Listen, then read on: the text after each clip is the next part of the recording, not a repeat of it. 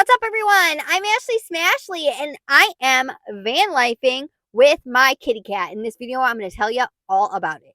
If you are new to my channel, you're going to want to smash that like button, subscribe, and hit the bell for notifications because we are just getting started over here, baby. And your girl is going to blow up. You're going to want to be here to watch it all go down. So yes, right now I am vanlifing with my cat. We've been in the car for about a week, just over a week now.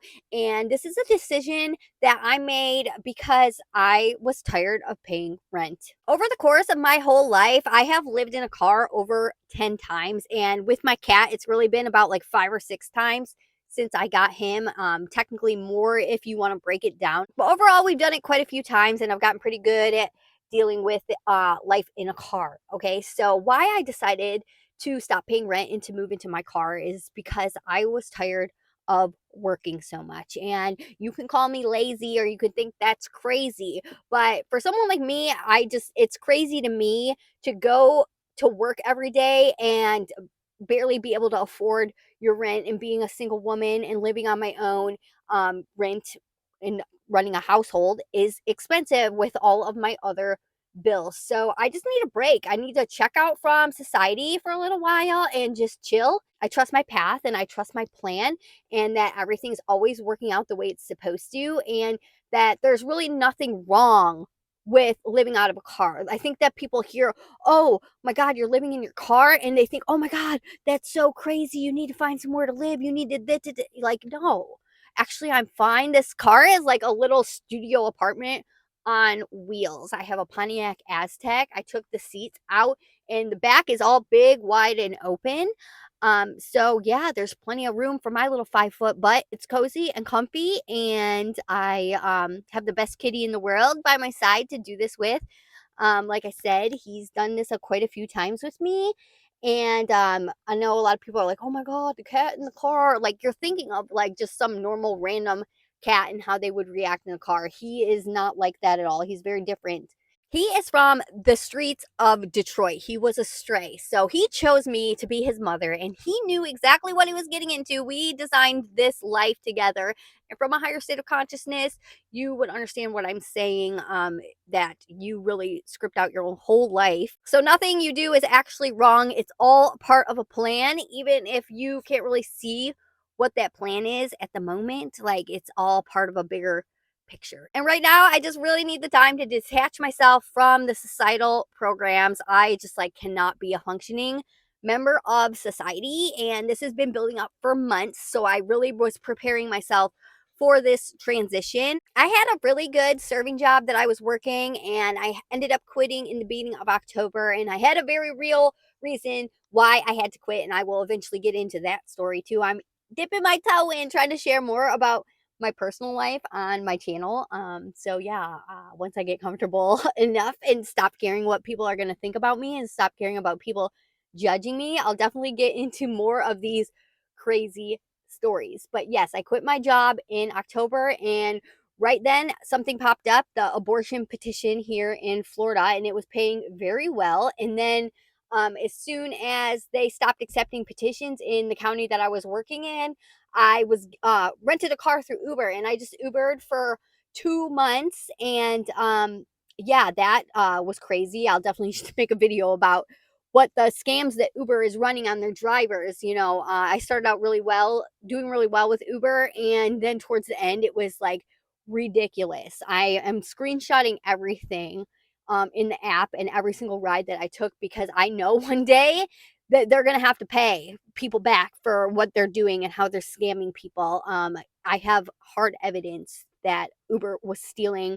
my ride money. So yeah, we'll get to that in another video. But yeah, so over the course of the last few months, I was living in a short-term housing option, which, if you're not familiar with that, there's a bunch of them popping up around the country now. They're old hotels, motels that they turn into short-term housing, which you can usually pay by the week or by the month. And it's basically a furnished efficiency or studio. Some of them have kitchens, some of them don't. But I was paying $1,300 a month for an efficiency. And then when I got down to Ubering and I started getting ripped off by Uber. So I moved to back to the hood in Tampa for 1 week, but the apartment was smelly and I just I didn't want to live in the hood anymore. So I just, it's like, you know what? I'm going to surrender and just let this go. Like it was just very obvious that I was coming up onto a period in which I would be moving into my car again. So I just started to stack money and put it away so that I had a little cushion here to be on the road and not have to worry about not having money. But if you want to donate to my journey, I'll leave all the information for my Cash App, Venmo, PayPal, whatever in the description, and all donations are greatly appreciated. And yeah, I definitely, when I become a gazillionaire, the first people I'm coming for to buy whatever they want are the people that have helped me along this journey, which has been a wild journey. As I've said, this is like my 10th time at least living in a car. And I think that is because of a subconscious paradigm that I have. You can never long term outrun your subconscious identity, right? And when I was 17 years old,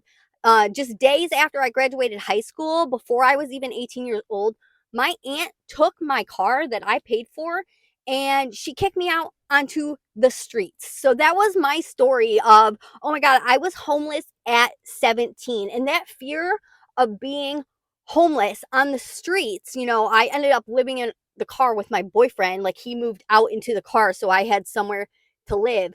But yeah, that's haunted me my whole life, all these different times that I've ended up homeless. It's just the paradigm, it's the subconscious paradigm. So there's definitely a reason for it in my journey, because I really feel like whatever you transmute and integrate is what you're going to be able to take on and integrate in the transition into new earth, and we're clearing out energies and such. So yeah, let's bring it. I guess that's what I signed up for, to come here to earth from a higher perspective, right? The more struggles and difficulties and things that you transmute, the more people you are going to be able to help, and you will see that eventually. So make sure you subscribe, because this journey has been wild, like I said, and it's not even really getting started yet. I always feel like I'm just getting started, and YouTube is definitely just the beginning. Okay, so yeah, here we are in the car and with my kitty cat. And I get questions about my cat, like running off or doing whatever. And I just recorded something of us here. I will insert the clip here.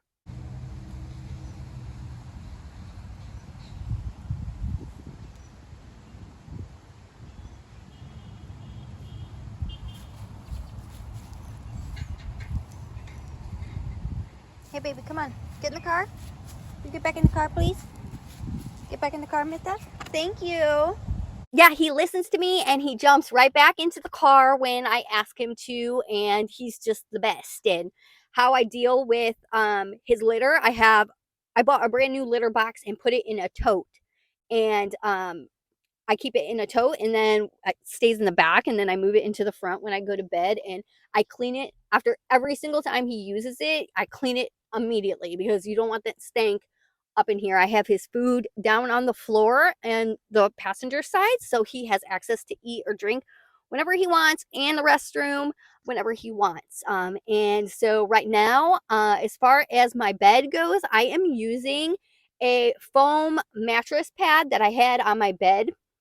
I fold it in half and I covered it in a sheet, and I have my bedding and everything to keep me nice and toasty. It actually has been cold the last couple nights here in Florida, gotten down into the 30s, and I've had to turn the car on and run the heat. But for the most part, it's not too bad being in the car at night. And I sleep at Walmart parking lots usually. One of the Walmarts that I sleep at, they basically have a little side lot where everyone there is living in their car, and they have porta potties out for the people and everything. For the most part, Walmart doesn't care, but there are tons of places that you can sleep low key. You just have to be discreet. You're not going to set up camp and be grilling outside your car and stuff, being crazy. As long as you're discreet, you can usually get away with sleeping pretty much anywhere. Other places that I like to sleep are anywhere that's 24 hours. You can get away with it. large apartment complexes. I've slept there. I've heard of people sleeping in the emergency room, parking lots. So yeah, but I like to stick to the same types of places because I noticed that some nights my cat is up all night looking out the window, and I think it's because he's scared because he doesn't know where we are. So I stick to the same two Walmarts in this area because he knows we're safe there, and he just will lay with me and cuddle me all night and not be up tripping all night. Number one thing I do is cater to this cat and make sure his every need is met. The best tips that I have for van lifing is you have to be organized, like super organized. Everything has a place so you know exactly where it is, and you have your little systems and routines set up for your hygiene. So every morning I get up, I put on my gym clothes, I go into Walmart and I'll use the restroom and brush my teeth, and then I go to the gym and I shower, and then at night I will brush my teeth again, and everything's set up. I have all my shower stuff in my gym bag. I have my little thing that I have with my toothbrush and toothpaste and stuff, and you got to keep everything very clean. One time I had somebody try to insult me, and she was like, "Oh, it just seems like living in a car would be so dirty." And if you're dirty, then yes, living in a car will be dirty. But you could be very clean and hygienic and make sure everything stays clean and organized. And, I do my laundry as soon as I get a small load. And yeah, so if you have any questions, feel free to leave them in the comments and I'll do another video on it. But I don't have a plan as to what's next for me. I'm just kind of letting everything unfold the way it's supposed to. And the way it's always worked out for me in my life is just intuitively. I know things pop up and I take action, and then I'm led to something crazy and miraculous and wonderful. So we'll see what happens next, on this wild journey of mine. So stay tuned for more videos about my personal life and this wild adventure that I'm on. And if you like this video, please like, share, comment, and subscribe. And I'll see you in my next video.